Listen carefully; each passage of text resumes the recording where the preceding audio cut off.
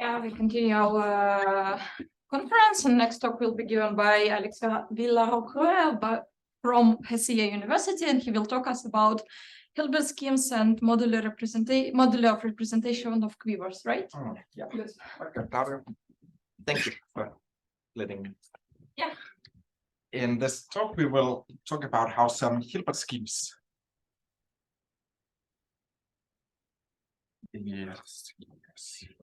can be considered as moduli spaces of representations of some quivers. Moduli of representations of quivers. Hilbert schemes, they play a very important role in algebraic geometry because they can, for instance, the automorphism group of a variety also acts in the Hilbert scheme. So this can actually be used in a lot of cases to determine automorphism groups. But often Hilbert schemes are very difficult to classify and to describe.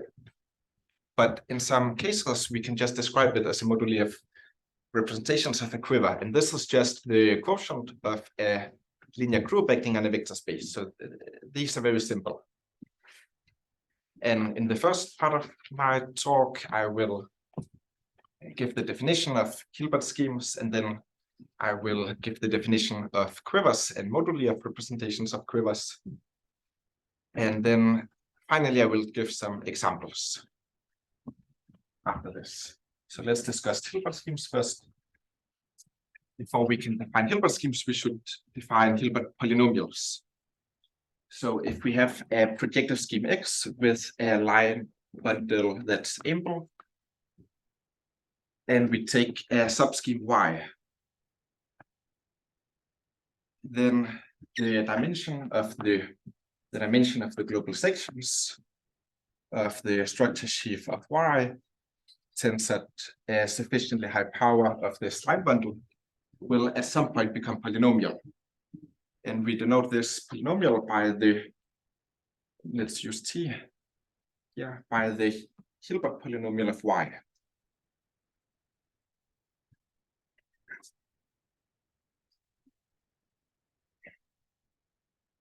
That's the definition. The Hilbert polynomial has a lot of properties. For instance, yeah, this is the push forward of the structure sheaf of Y in X. It has a lot of properties. For instance, the dimension of Y is equal to the degree of the Hilbert polynomial.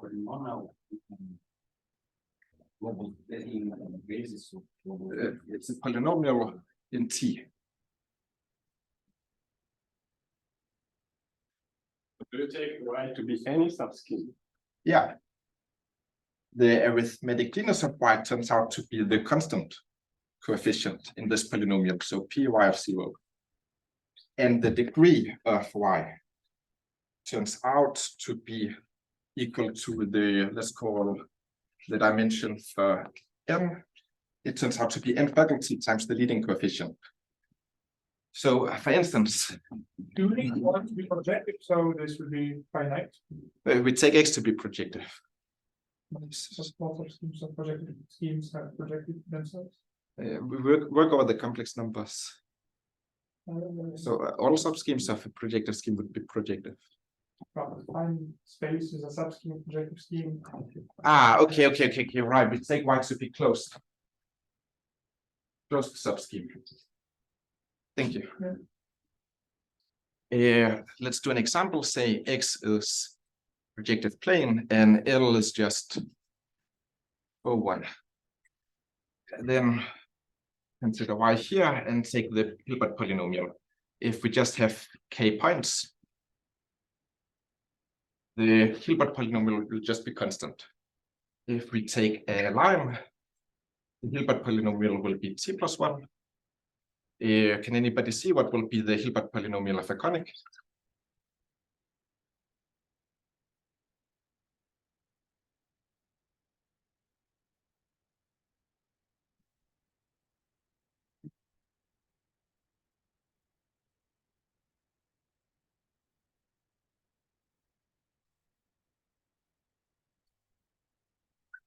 We don't know. conic is degree 2, and it has genus 0. Genus 0, right? So Yeah.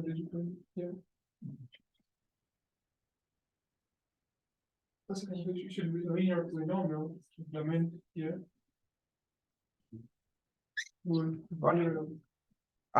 there's some mistake here. It can't be py of 0. It should be minus t plus 1, right? So probably it's py of 0 minus 1.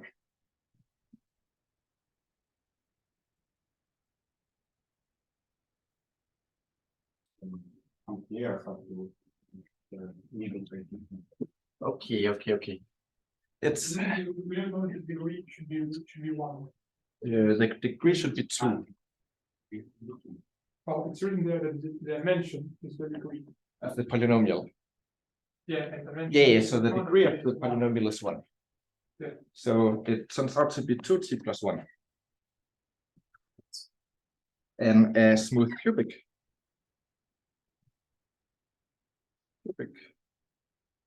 will then be 3t and no coefficient because it has genus 1.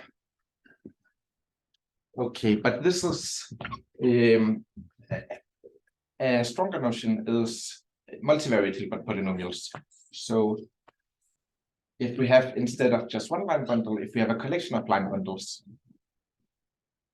such that their tensor product in any order and to any power will be ample, then it turns out that It shouldn't be then 3t plus 2 if the genus is 1 and we subtracted 1. yeah, I made a mistake here. So it should be like 3t plus 2 then.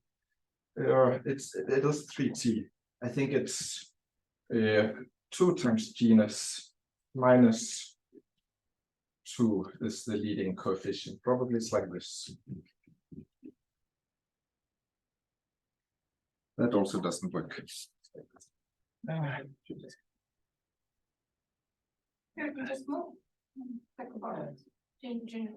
Probably it's fine. Yeah.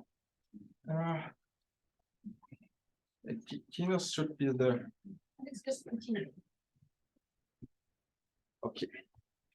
Okay, so multivariate Hilbert polynomials, if we take x of O of y, since that L1 to the power of t1, since that since that Lm to the power of tm, this will be a polynomial in m variables.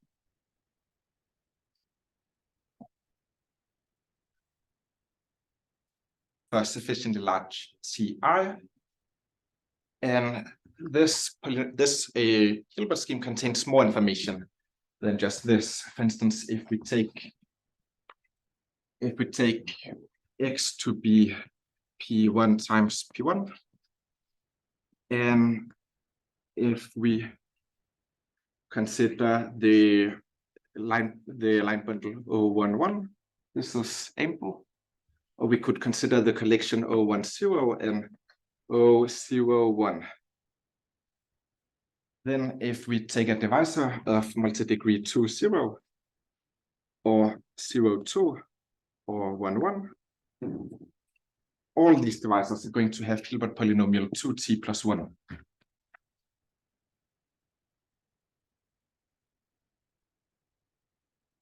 They are sort of conics in P1 times P1. But with respect to the multivariate polarization, we get here Hilbert polynomial 2t1 plus 1, and 2t2 plus 1, and t1 plus t2 plus 1. So here we have more information. Okay, now we can define Hilbert schemes. So a Hilbert scheme is a scheme that parameterizes all subschemes of X with fixed Hilbert polynomial. And we can define it by its universal property. It's quite difficult to prove existence. Gründig did this. But we have a Hilbert scheme. So we fix a polynomial. And we fix our projective scheme X. And then we also have Here we have the direct product. And we have a universal subscheme W of this direct product such that Q is flat and all the fibers of Q are subschemes of X with exactly this Hilbert polynomial. Do you also fix the line bundle? Yeah, or the collection of ample line bundles. And it's universal in the sense that if we have another scheme H prime and another subscheme W prime of this fiber product, then we have a unique morphism from H prime to the Hilbert scheme such that W prime is the pullback of W from this fiber product, direct product to this direct product. So that's the universal property. And what properties are we required from W1? W prime will be the pullback of W from this direct product to this direct product.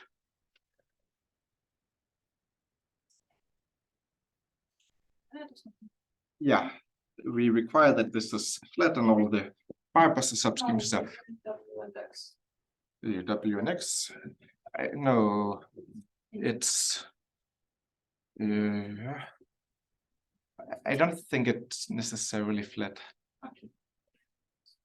Okay, it's flat and all fibers are This is flat. polynomial B. Yeah. So let's do an example. If we remember this, what would be what do you think is Hilb 2t plus 1 of the projective plane?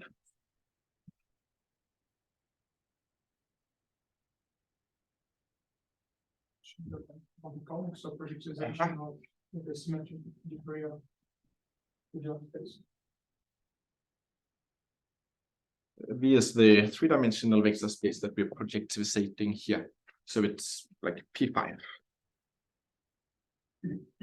And you can show that it satisfies this universal property.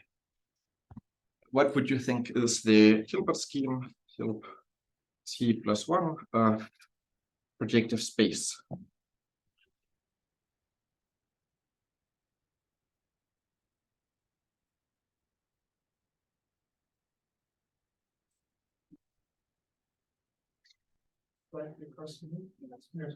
Yeah, because all subschemes of P3 can be shown to be lines, and the Grossmanian 2,4 parameterizes Linian's projective space.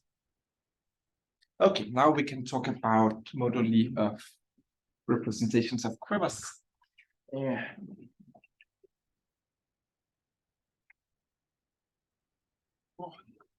So there's a quiver. Is a collection of vertices and a collection of edges. So you can see some dots and some edges between them, and we can have multiple edges between the dots. And a representation of a quiver is the association of a vector space to each of the vertices and a linear map for each of the edges. And we're interested in moduli of representations of quivers, so we're interested in families of representations of quivers. So to consider a family, we want to fix the dimensions of all of these vector spaces. So we fix some dimension vector alpha. In this case, it's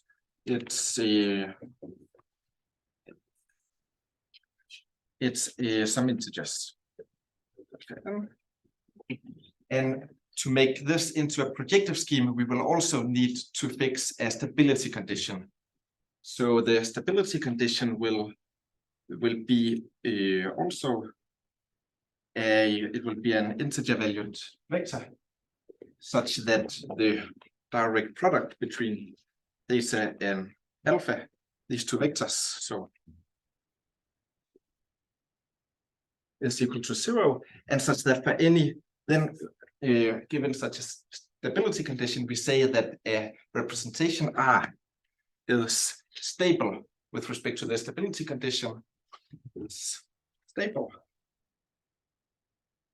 if and only if for any subrepresentation of that representation, that subrepresentation will give a vector alpha prime of the dimension of the vector spaces in that sub-representation, then the direct product between alpha prime and theta must be positive. And we call a representation semi-stable if this is greater or equal to 0, so non-negative for any sub-representation. That's a bit technical, but it's to make it projective. How do you connect alpha with the representation?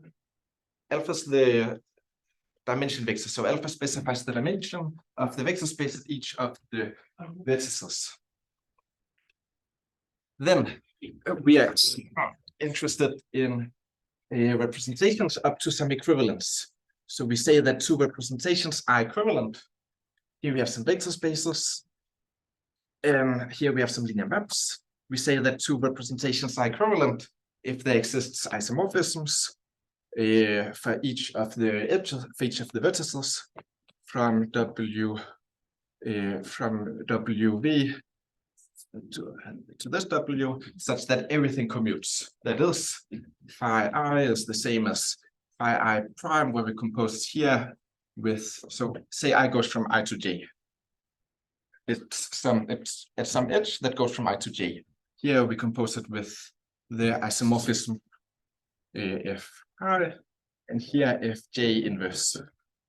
Then we say that the two representations are equivalent. So for instance, if we have here we multiply by 2, and here we multiply by 1. They're equivalent because we can just multiply here on the left by 2. So they're equivalent. But if we have 1 multiplied by 2, 1 multiplied by 1, it's not the same as multiply by 1 and multiply by 1. Those are not equivalent. Okay, then first we define the total space of representations of our quiver with respect to the dimension vector. This is just the direct sum over all of the vertices of hump from over all of the edges. Hump from a direct sum over all of the edges of hump from W from the tail of the edge to the head of the edge. So this is just a big vector space. And to obtain the representations up to equivalence, we take the quotient by a group G alpha that is, it's just the direct sum of GL alpha I, GL alpha I of our field, which acts on this vector space.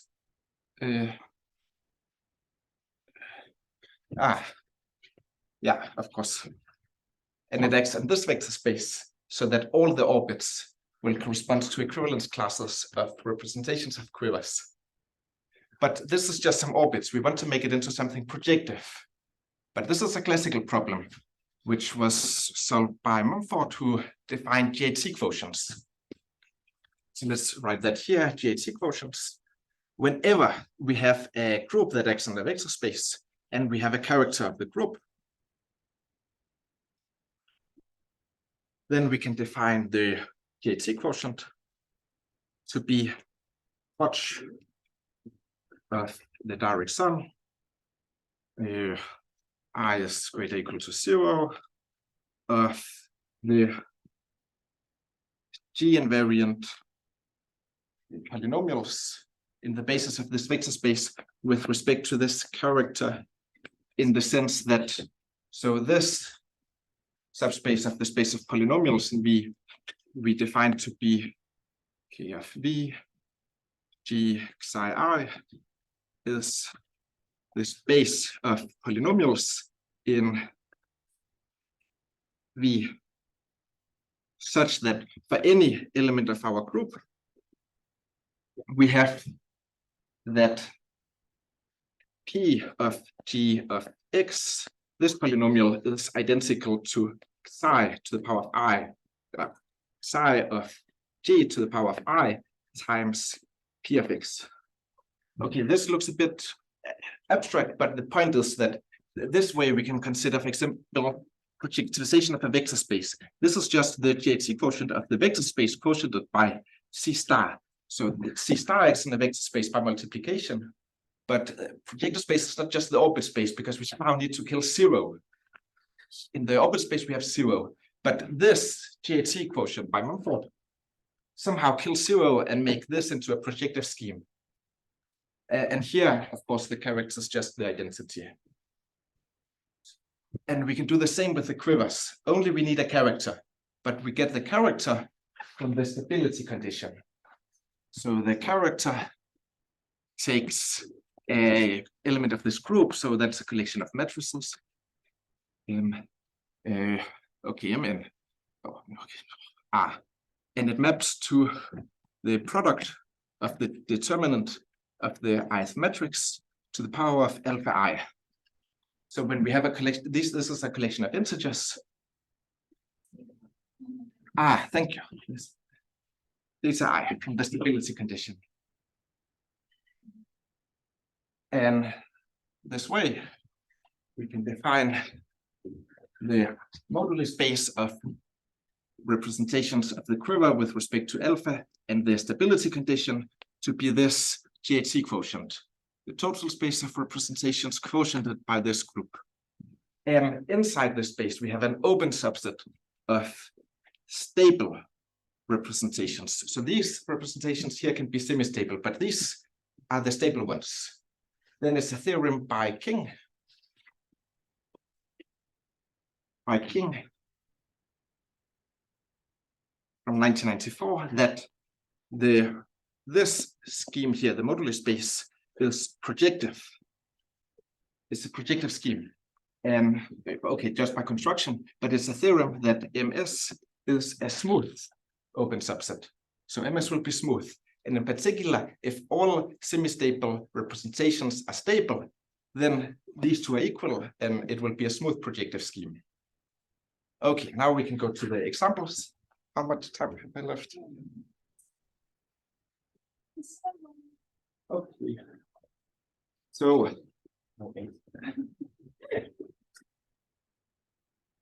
okay, now we can just write up a lot of Hilbert schemes and we can see that they will be equal to some moduli space of representations of some quivers.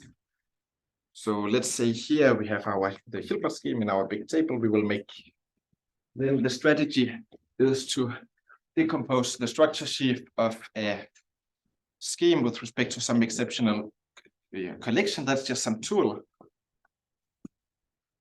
That's just some tool that magically gives us a very nice resolution of the structure sheaf of the subschemes. And from this resolution, we can somehow get a quiver. Okay. Before I begin, maybe can somebody say, based on this definition, what is the dimension of the moduli space of representations of this quiver with dimension vector 1, 1? And what could be a semi-stability condition?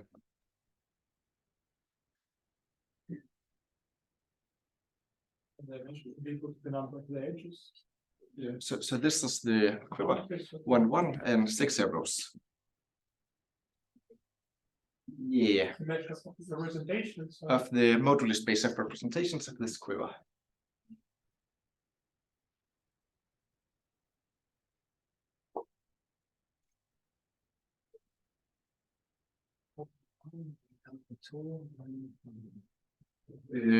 Yeah, alpha 1 minus alpha 2. That's the stability condition. This minus this. What will be the dimension? What's the dimension of the total space of representations? the number of edges. Yeah, so 6. Then what's the dimension of the group that's acting on this quiver?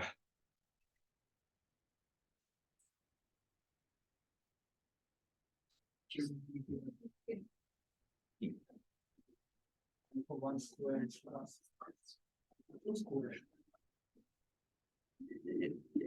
Yeah, so it's alpha 1 squared minus plus alpha 2 squared, but it's minus 1 because if we multiply both of these by a constant, by the same constant, then it's the identity. So we have a subgroup of key, which is just C star, which acts trivially. So the dimension will be, if alpha 1 and alpha 2 are each 1, then the dimension will be 6 minus 2 plus 1, so 5.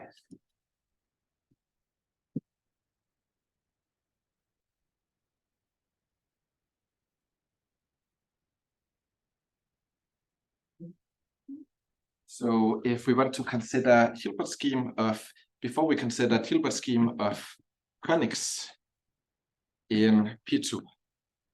In P2, we have a very nice exceptional collection.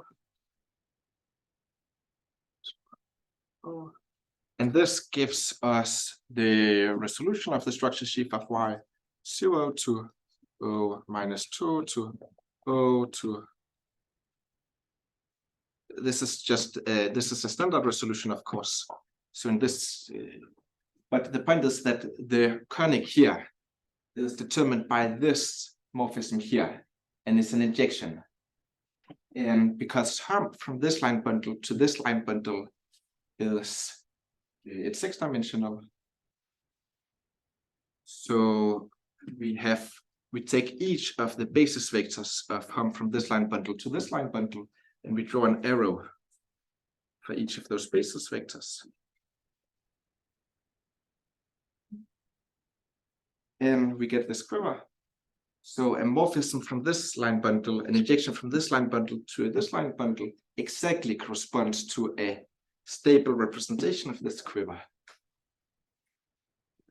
So the moduli space of representations of this quiver and the stability condition have to be, as you said, alpha 1 minus alpha 2.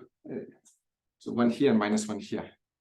The moduli space of representations of this quiver is actually just P5, as we discussed before. Then we can do the same with the Grossmanian. P3. In P3, we have exceptional collection O minus 3, O minus 2, O minus 1, O, and we decompose the structure sheaf of a line with respect to this exceptional collection. We get the resolution 0 to O minus 2 to O minus 1 squared to structure sheaf of P3 to the structure sheaf of the line. And the line in P3 is uniquely determined by its ideal sheaf, which is the co-kernel of this map. So the line is uniquely determined by the co-kernel of this map, and hump from minus 2 to minus 1. So we have a quiver with dimension vector 1, 2, and hump from minus 2 to minus 1 is 4. And the stability condition have to be minus 1 here and 2 here. And so the moduli space of representations of this quiver is exactly the Grossmanian. And maybe one last example. If we want to consider Hilbert scheme of twisted cubic curves, so T1 plus T2 plus T3 plus 1 inside P1 times P1 times P1, then we can do that in two different ways. The standard resolution of a twisted cubic curve is a 0 to O minus 1 minus 1 minus 1 squared to O. I think I need some more space here to O minus 1 minus 1 0. Direct sum O minus 1 0 minus 1 O 0 minus 1 minus 1, and then to the structure sheaf of P1 times P1 times P1, and then the co-kernel here will be the structure sheaf of the twisted cubic curve. And the twisted cubic curve is just determined by this map here. So this map here just comes from a quiver. So here, this is 2. So we put a two-dimensional vector space here. Two-dimensional vector space here. 3 one-dimensional vector spaces here, and hump from this to this is 2, and hump from this to this is 2, and here's 2. So we have 2 arrows here, here, and here. Sorry, this part of word doesn't see no translation.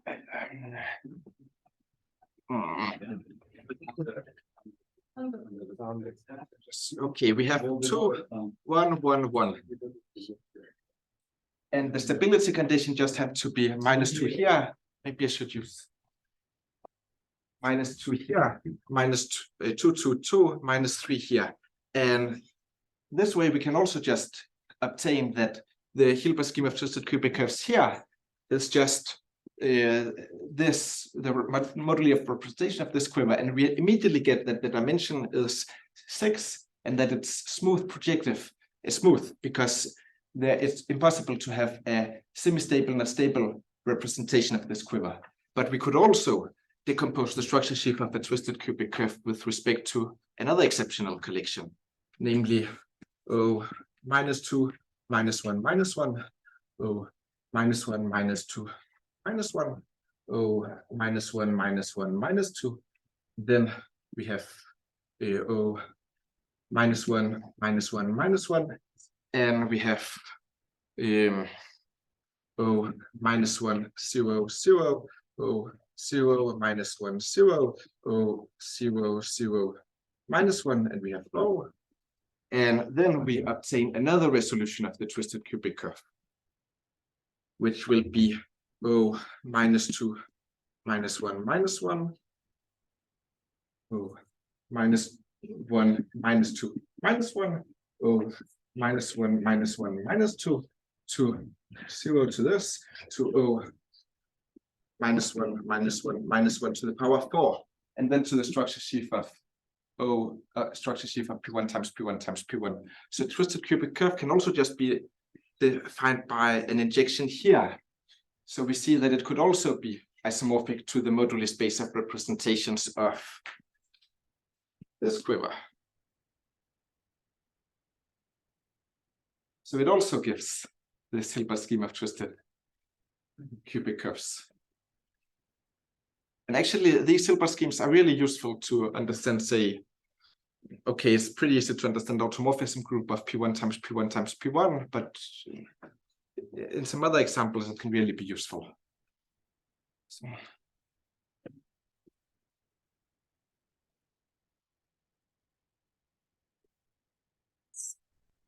Can you formulate the statement? It's not a statement, it's a list of examples, because sometimes it works and sometimes it doesn't. We can take a Hilbert scheme that we're interested in. It's conjectural. No, but it works in these cases. You can give me a Hilbert scheme and we can try to see if we can decompose it in a nice way and we can obtain a nice description. But I can also give some examples where this doesn't work. If you want to take Hilbert scheme of twisted cubic curves in P3, then it's not going to work, because some of the twisted cubic curves in P3 could be a elliptic curve and then a point, and it doesn't have a nice resolution. So for Hilbert scheme of twisted cubic curves here, it doesn't work.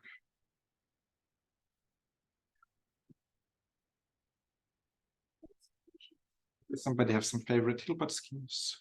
Be prepared for tomorrow. Yeah, we will ask you tomorrow. Let's.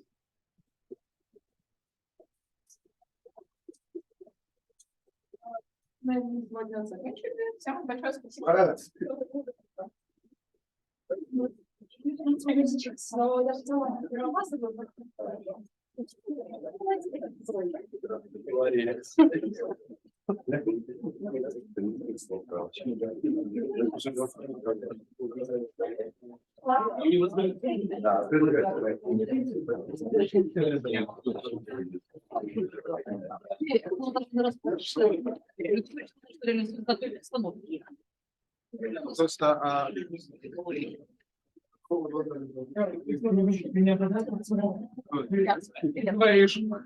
Меня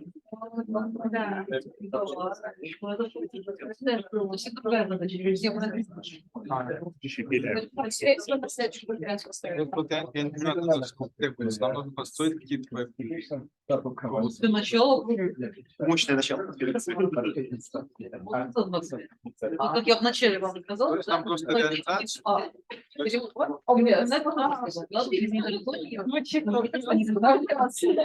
Это ж такая. Здесь задача, чтобы перестать. Да. Давайте